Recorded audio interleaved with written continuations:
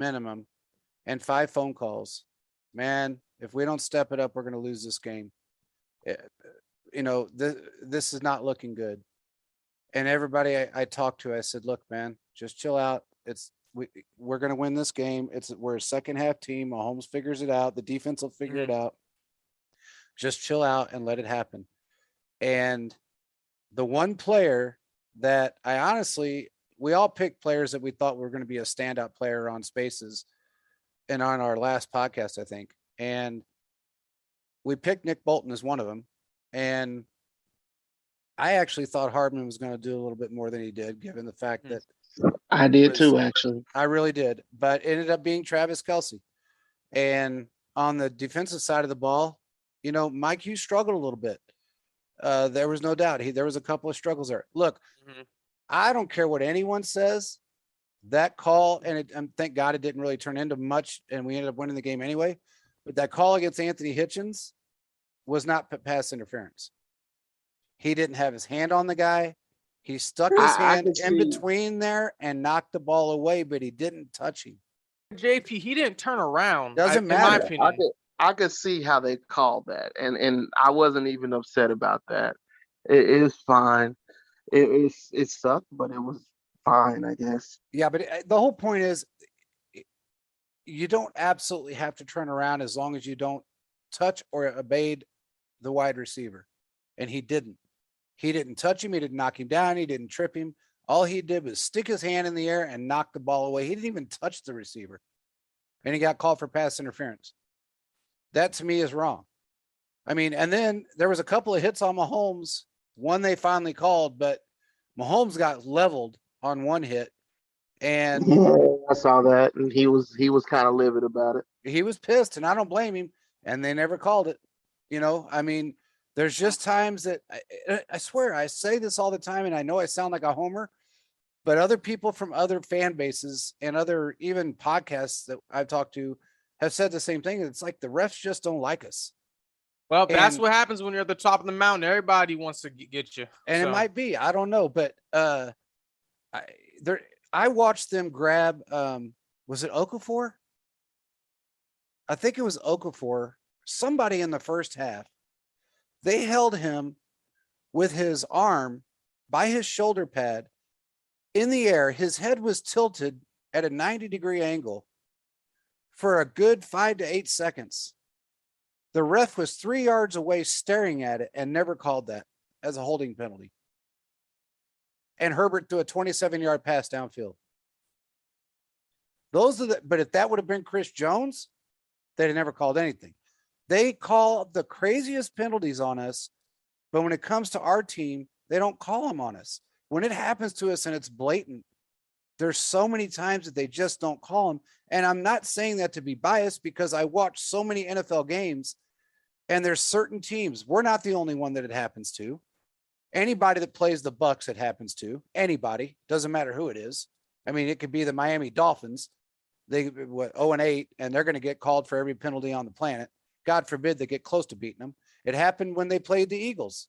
The Bucs got away with everything when they played the Eagles. So, and that's how they were able to win that game because the Eagles really should have won that game. They were 3 penalties away from winning that game. And JP, I don't mean to interrupt you, but this is something I've always said, and you probably heard me say this. But whenever my dad has said this to me 100 times, and I continue echoing because it makes sense. You can't leave the game in the hands of the refs. If the Chiefs in the beginning of the game were to allow like a big separation, I don't think the refs would have been in there that much. But you got to bury these teams early and do everything you can do, because if you leave it to the hands of the refs, that pass interference, that pass at the end of the second half that Herbert threw could have easily been a pass interference, but it didn't happen. So we're at a point where either it's like you can't put the game in the hands of the refs. And I don't know if I'm probably right. I mean, I get that point, but we were literally one play away where they could have thrown the flag. I know, but you know what? But you turn around and you look at it, and how many times does it cost teams like the Saints a Super Bowl run? It cost us in the AFC Championship game in 17 or 18. Mm-hmm. It cost us a Super Bowl chance because of 2 horrible calls. So at some point, and thank God there wasn't a taunting call in this game. I thought there was going to be. Yeah, that game, it got a little chippy. Yeah, So. and I really thought there was going to be a taunting call, but there wasn't, thank God. There was one play, I don't remember, I don't know if it was Tyreek that caught the ball. That one insane catch he made. That Are you talking about when he did this? He like extended and then he knocked over Chad Henne. Is that what you're talking about? No, bro, this is when he was in the middle of the field or on the sidelines. As you probably remember, he caught this ball and that CB was on top of him, basically above him. And it ended up being a pass interference anyway. But somehow Tyreek pulled that ball down. I don't know how he caught it. I mean, there was a couple of crazy circus catches here from Tyreek and from their receivers, but I was actually kind of shocked that he came down with that ball. I was too. I never dreamed he'd catch that pass. I mean, when he came up with it, and then I thought for sure they were going to call him for taunting, because when he came up and he was happy, there was a Charger within about 7 yards of him, and it looked like he was kind of looking at him. But thank God this ref crew wasn't big on the taunting calls. I mean, that's all I could say. And I would have to say, I think we're at the point where maybe taunting may end up leaving as the penalty, because you got literally taunting. There's a limit, but what we see is there's a lot of emotion, and especially in this game, a lot of emotion was shown, and the Chiefs fed off their emotion. Yeah. Well, what I mean, I don't know if y'all want to move on or not, but that's fine. Go ahead. Bring up something else for good, Fizz. My goodness, we saw how good their running game was against us tonight, against the Chiefs. And I don't think it would have been quite as good with Chris Jones in the middle. No. So I wanted to make sure that we mentioned that, because there were some not so great things to take away from this game. Yeah, the Chiefs found a way to figure it out and win this game, but having Chris Jones up the middle, Jarran Reed wasn't a ghost person this time, because there's been times he's not been in the game like we want him to, but having him and Chris Jones in that middle helps not get that running game going, because I do think that having Chris Jones would have been a lot better to help stop the run game and do stifle it a little bit. Yeah, I agree, and I think that's why they ran a lot more than they probably would have. Exactly. So and also the absence of Willie Gay and Snead. Oh man, was huge. Oh my goodness. Oh wow, that just showed you how good Veach is at draft. You could just see the difference on the field, missing Willie Gay and also missing Snead. I mean, those guys are game changers. I never imagined Willie Gay would end up being that important. But I am looking forward to see who they bring in for the next linebacker, because Anthony Hitchens is not long for this team. Yeah. But I'm looking forward to see who will be the next one, because the two linebackers we have are really good. Yeah. I had Willie Gay been in this one, I'm not gonna say it would have been different, but I mean, I'm not gonna say the score wouldn't have been different. But what I will say is it would have been a lot more physicality. Neiman did his thing. We got to give credit where credit is due, because Neiman has a lot. It's a lot of the arrows pointed in his direction every week of criticism. Yeah. Today, he was actually very much so part of this win. Not just as a team structure, but knocking that ball out at the goal line was absolutely clutch. Still holding him up so that one of our other guys can knock it out. Turk Wharton. And so he can come and knock it out. That was absolutely clutch. Mm-hmm. And I would just add to what you just said. I think what showed us is that game in particular is we need another run stopper, another big guy.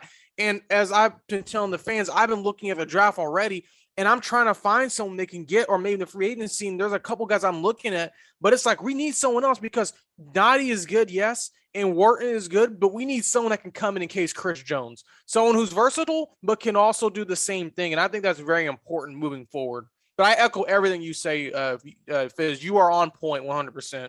Yeah. I haven't started looking at the draft like you have. I don't normally start until after Black Monday or whatever. Yeah, when the coaches get fired.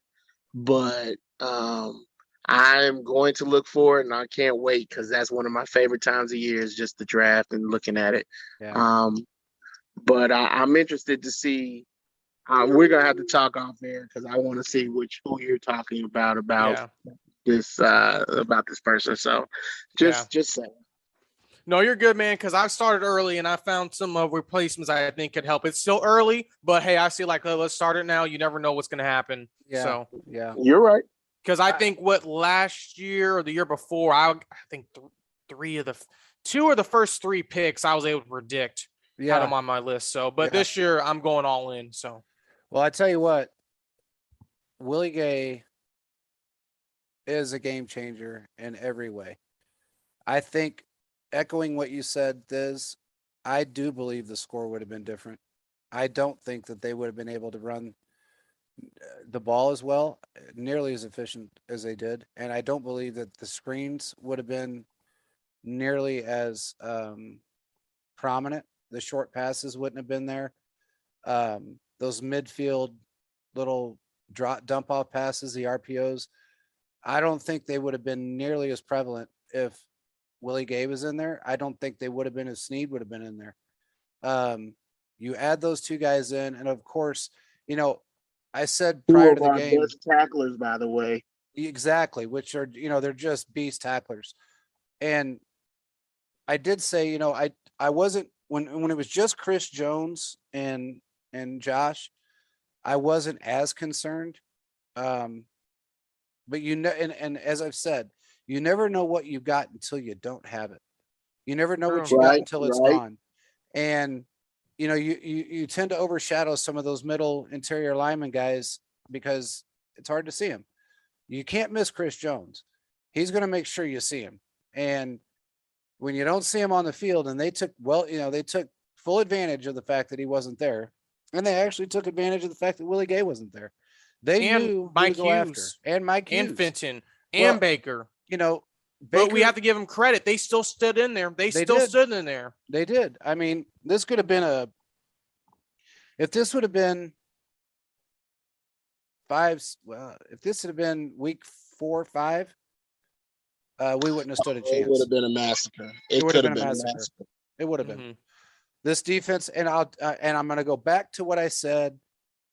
Week 3, week 4, week 5, every week.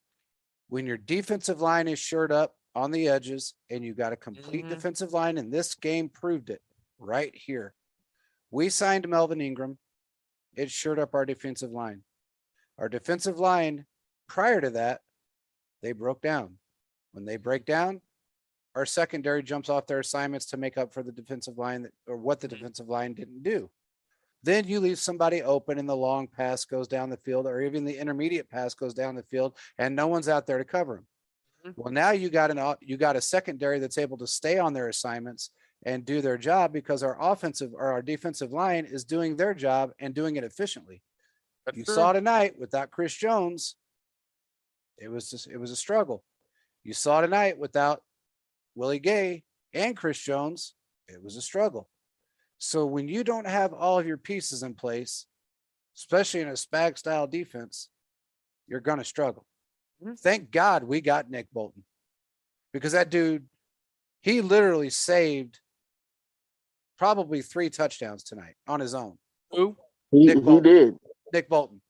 He literally saved 3 touchdowns on his own tonight. Okay. I think he really did help, and he was commanding. He helped continue to do everything he needed to do.